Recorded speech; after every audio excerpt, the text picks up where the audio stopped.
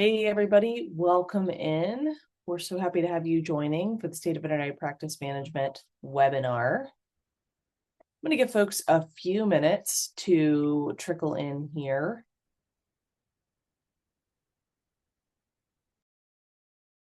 I'd love, while we're waiting for folks to trickle in, if you guys can drop in the chat where you are in the UK. I am in Florida, so I'm in the United States. It's a little toasty down here in Florida, but I have heard rumors that it is very hot in the UK as well. So I'd love to hear where you guys are and how you're dealing with the heat.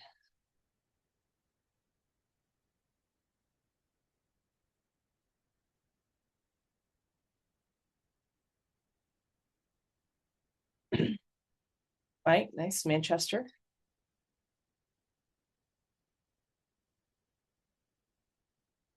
Hot but lovely. I like it. You want it to be hot at least like a small part of the year. So you gotta have some form of seasons.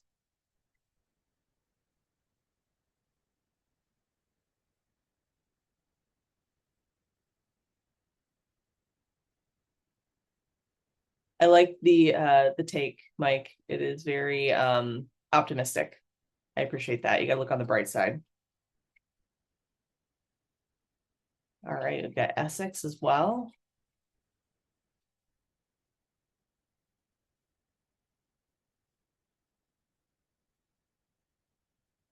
All right, guys. We got a few folks in here. I'm going to go ahead and get us rolling. I know that you guys have probably a little bit of lunch maybe to eat right now, hopefully, while I chat with you. Feel free to interact in the chat throughout the session, and then we'll definitely have a Q&A at the end. But if you have a pressing question, go ahead and drop it in the chat, and if I am able, I'll address it in the moment.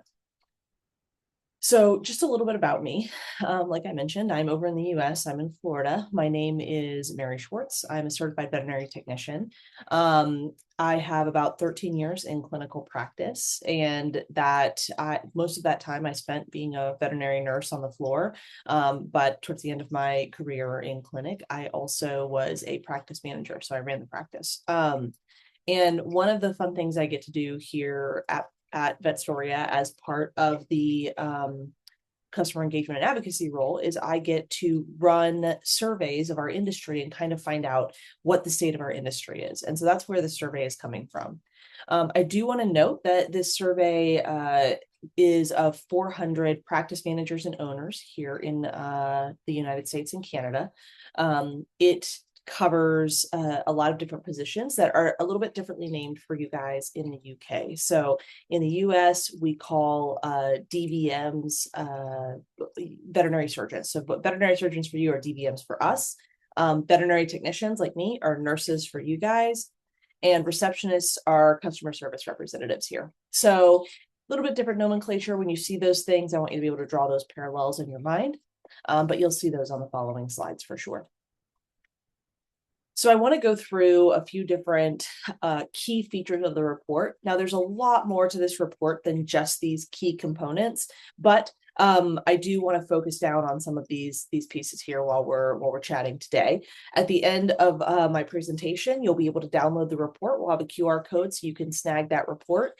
And again, if you have any questions throughout, just let me know. But some of the biggest findings that we had in this report were around appointments and general revenue for clinics, the usage of technology, the costs for staff and staff training, and marketing as well. So I do want to ask before we get started, I would love to know what everyone's biggest challenge in their practice is right now. What are you dealing with right now? We've got a poll coming up. So go ahead and drop your choice in there. I would love to hear what everybody is feeling, and we can maybe spend a little more time on that topic.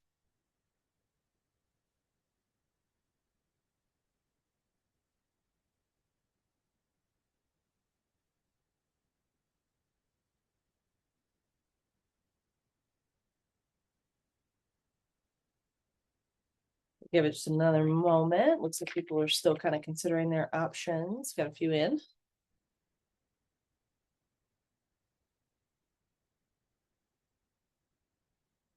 All right.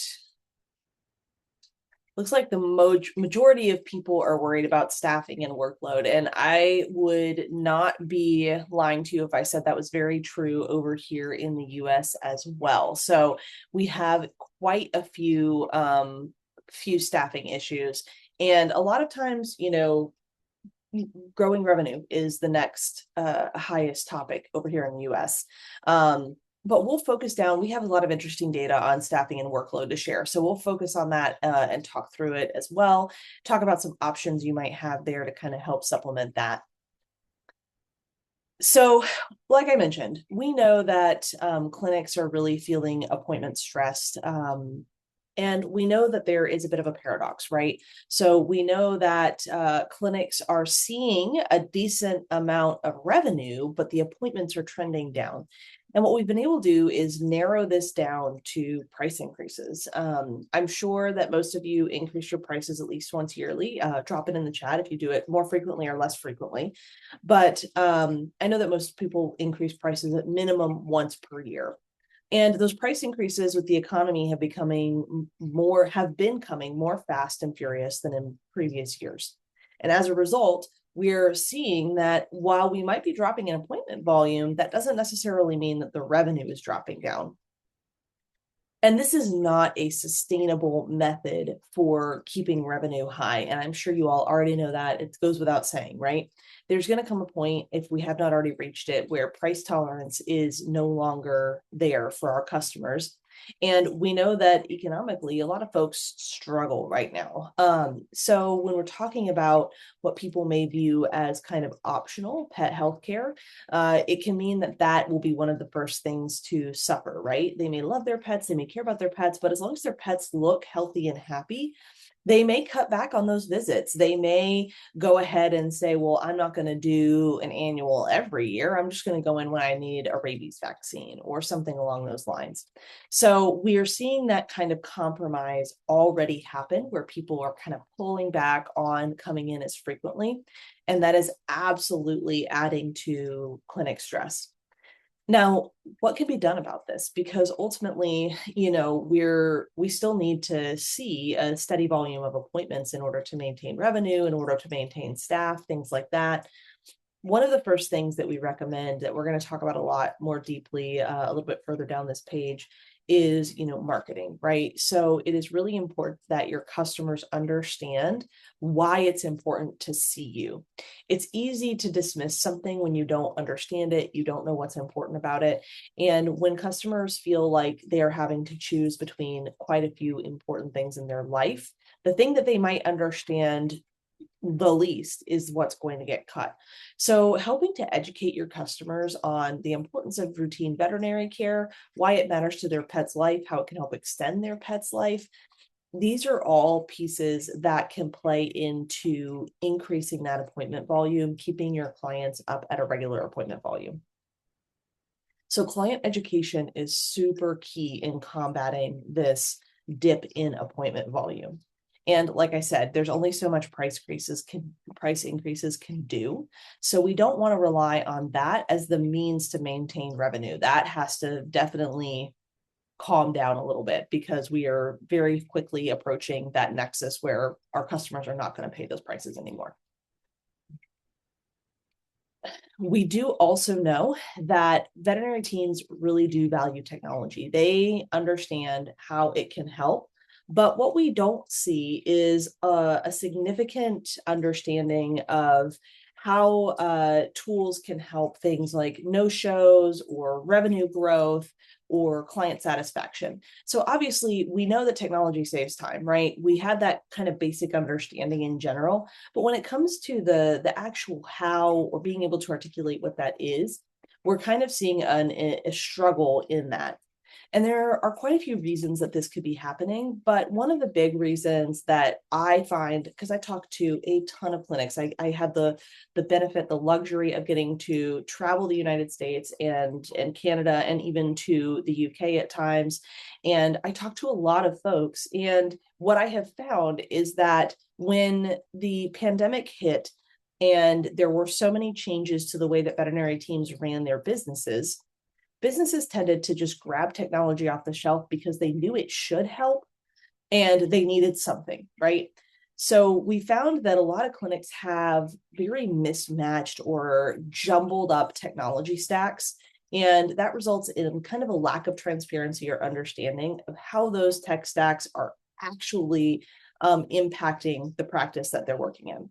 So when we think about that, we have an easy way to fix that by turning our eye into what our tech stack is and doing an actual audit of that technology stack, which I do have a worksheet for that. If anyone is interested, just go ahead and drop your email in the chat, or you can message it to me directly. I'm happy to send you the technology audit worksheet.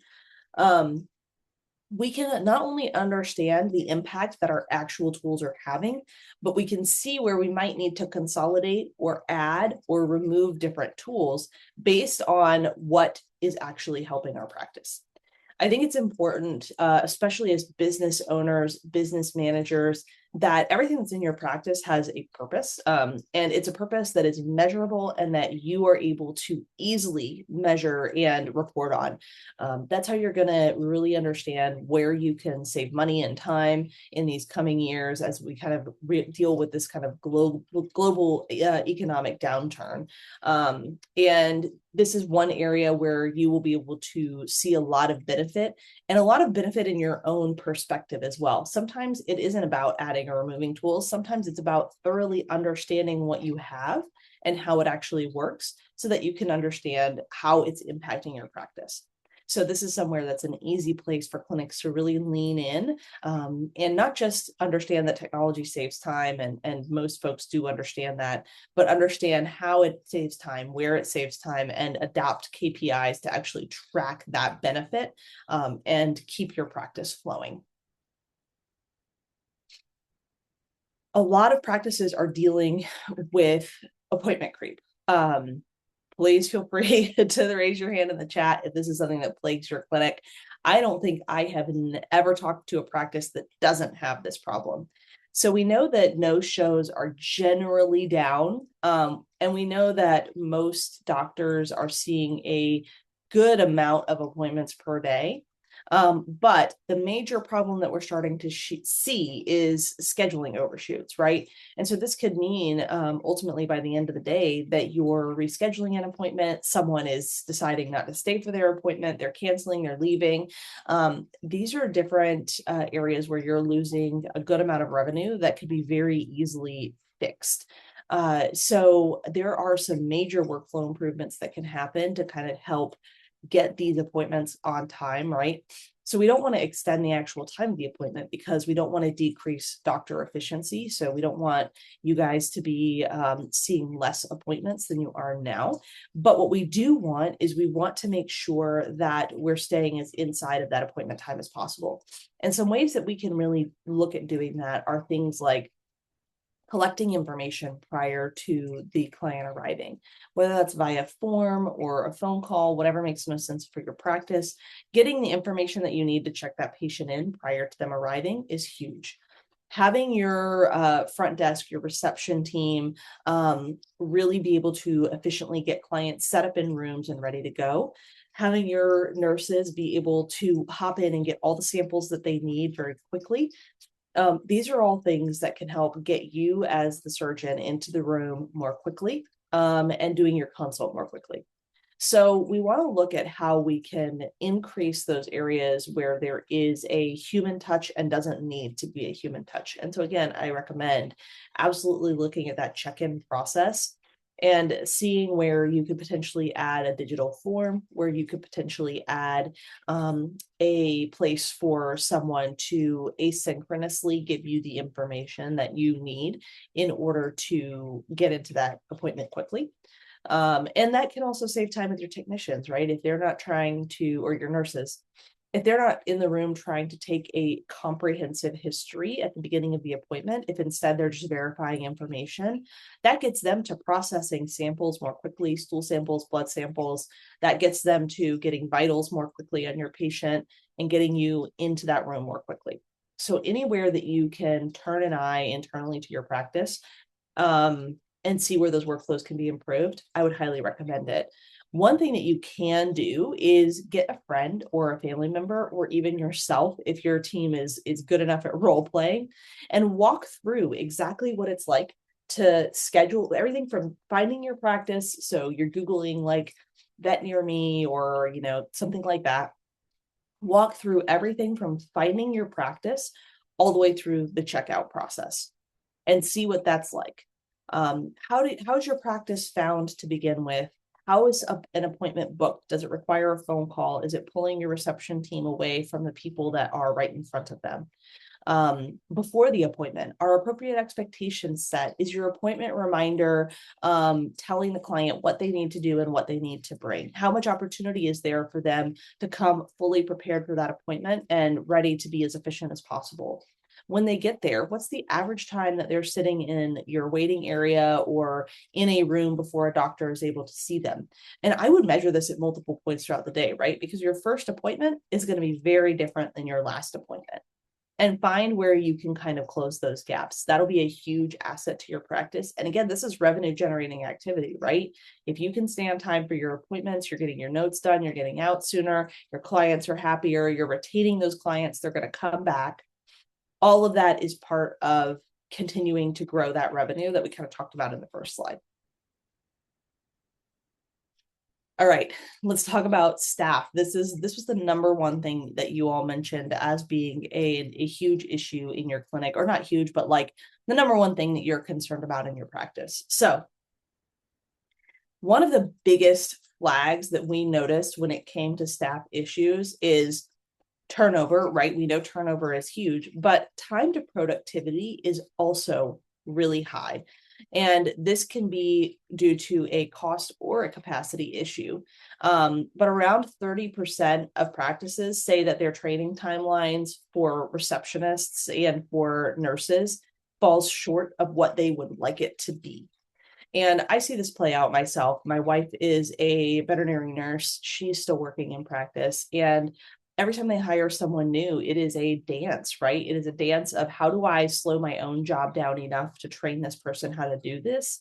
How do I give them the opportunity to take on tasks and to perform them so they can reliably do them? Versus what we just talked about in the previous slide, right? How do I prevent appointment creep? How do I make sure my doctor gets in and out on time and we continue the flow of our day? Those can be really, really hard priorities to juggle for team members. And it puts you as a practice in a really tough position, right? Because you do need to stay efficient. But also, by the same token, it costs a significant amount more to replace a staff member than it does to have that staff member stay long-term as a fully trained staff member. So what I would look at is internally, what kind of training programs do you actually have? What kind of structure is there for your training and mentorship? I find that a lot of practices do actually have a really nicely structured mentorship program for veterinarians. There's been a big push for that here in the US. I'm not sure how that is in the UK, but I would love it if you guys would share how that is in the UK, if you guys have good mentorship programs for veterinarians. But that a lot of times nurses and receptionists are kind of left to get trained when there's time, and there's often very little time. It's really telling to me that the time to get full productivity out of a DVM is about the same as full productivity out of a nurse. It should not be that way. A nurse should be able to ramp much more quickly than a DVM and get good productivity out of them very quickly. And so I would love to, like I said, know if you have mentorship programs in place for your nurses and your CSRs. How clearly do you lay out what skills they need to know? How much do you put it in their hands to go learn those skills? So for example, in my practice, we would do something called tier packets. So we had different tiers of each role that would allow, when you progress from tier to tier, it would open you up for availability for a raise. And it was very self-motivated, right? So you would know what tasks you had. We would create opportunities for all of those core tasks to be learned. But if you wanted to look ahead and you wanted to create your own opportunities to learn more advanced skills or to progress amongst your tier packet, you were able to do that. And this allows for, like, when there's downtime, instead of anybody sitting there sweeping for the 800th time, maybe they can get together and knowledge share and learn some tasks that could be far more beneficial to your practice overall. So that's a great way to kind of take advantage of that downtime too. And we also know that the majority of times folks are feeling like this could potentially limit growth, right? So it's enormous that these timelines do not meet expectations for the most part. Very few practices responded and said that there was no room for improvement in their training program. They loved it. It met expectations. No big deal. The majority of clinics found some room for improvement, and a lot of them found that they didn't meet or only somewhat met expectations. And so we know that there's a lot of work to be done here. And a big piece of this does come down to retaining your team as well. A well-trained team, a team that feels like that you are investing in them and in their career, is going to be far more likely to stick with your practice than a team member that feels like they are on an island by themselves, scrambling all the time and unable to learn the necessary skills that they need.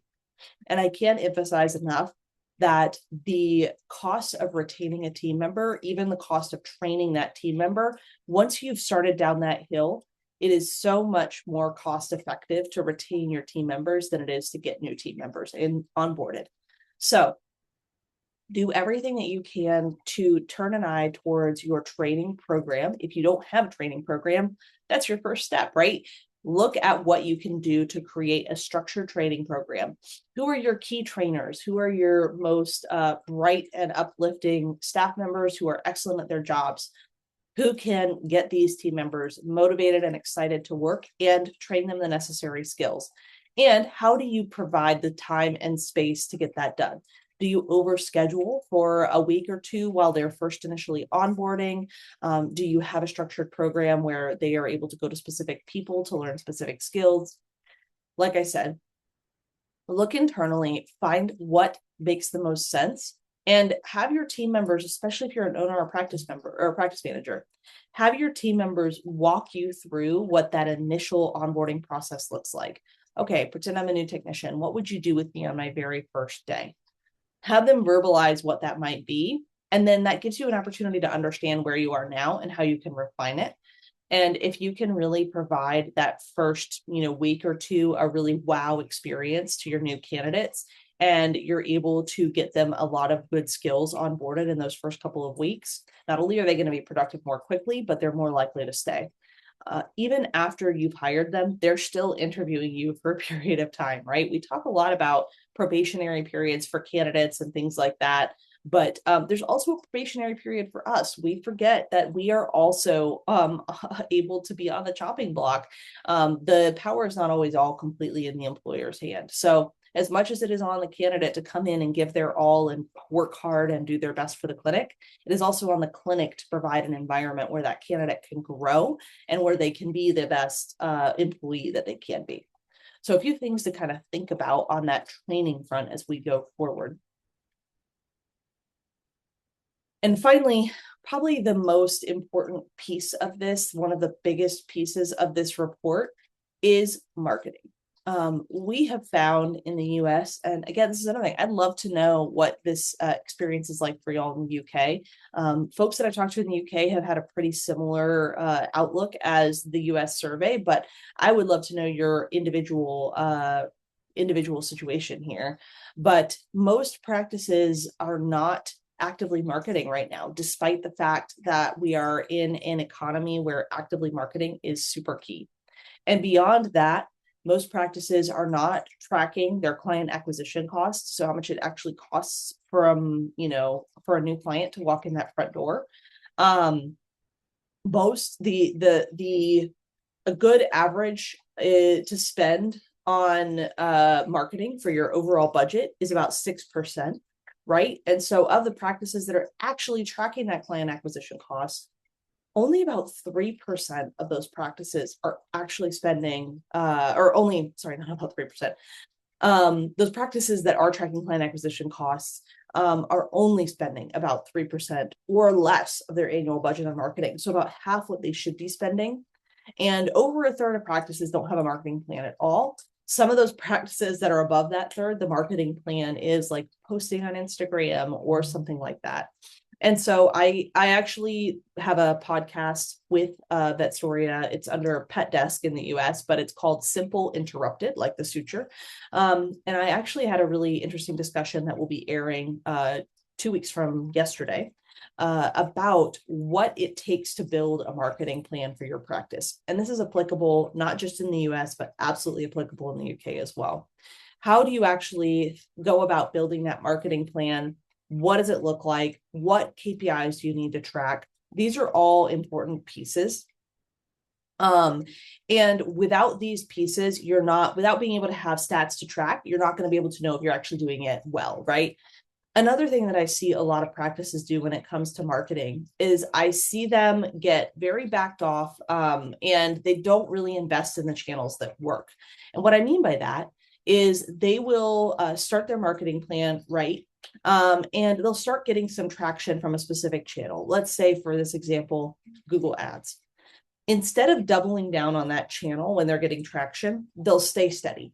And that's another thing that we want to make sure that we're paying attention to is when we find the channel that works for your geographic location, your clientele, who you're looking to bring into your practice.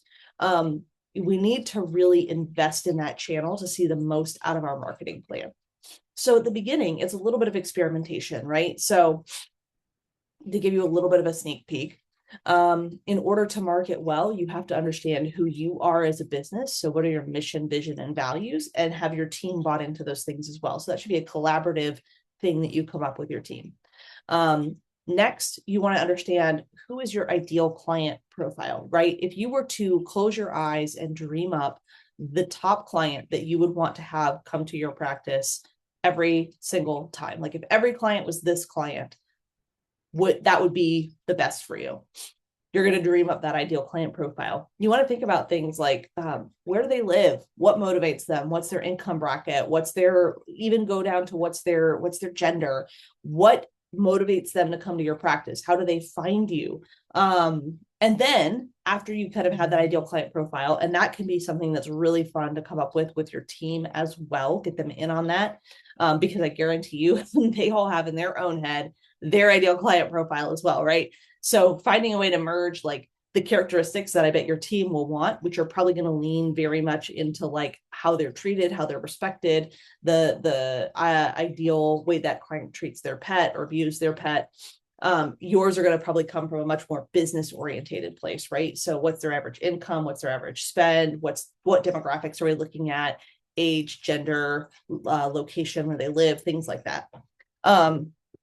Get those two merged together. And once you have your, mission statement, who you are as a clinic, and then your ideal client profile, you could begin to consider how you're going to market to that ideal client profile. So again, like I mentioned, where are they? Are they on Facebook? Are they on Instagram? Are they just Googling? They're not really on social media.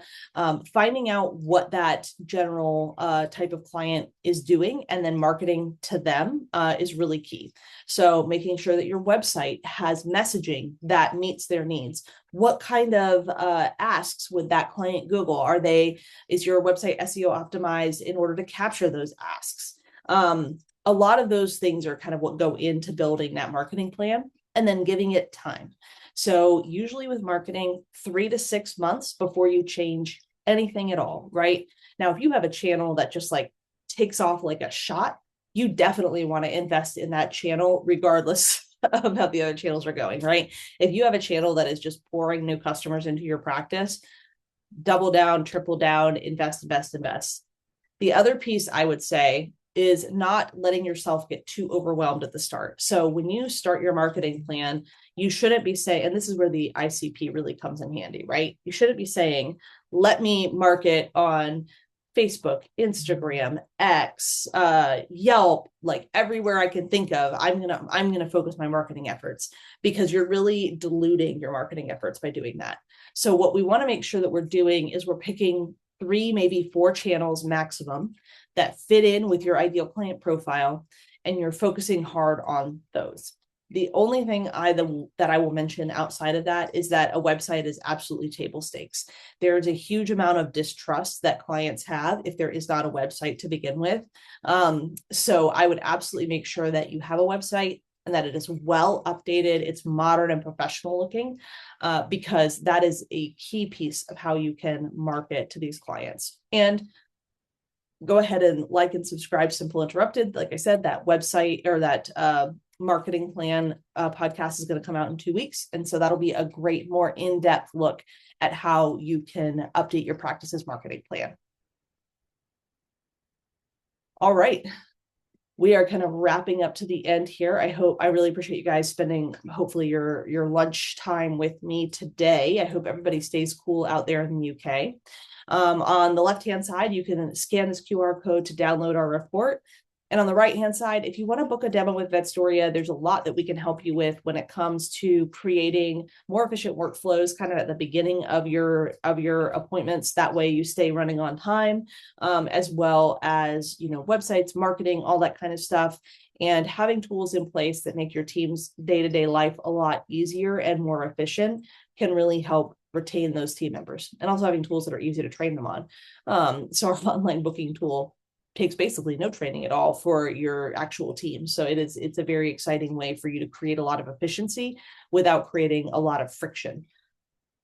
If anybody has any questions, please feel free to drop them in the chat. I'm happy to answer. I can't recommend enough downloading the report, checking it out. Like I said, there's a lot more data points in the report that I went over here today, but I'm sure after we've gone over these points, you can see why we focus on the ones we chose here. All right, I'm going to give folks a moment or two to drop any questions they have in, or to go ahead and download that report or book a demo, and then I will let you guys go. Thanks again so much for joining me. I really appreciate it. You will receive a copy of this recording, so don't worry about that.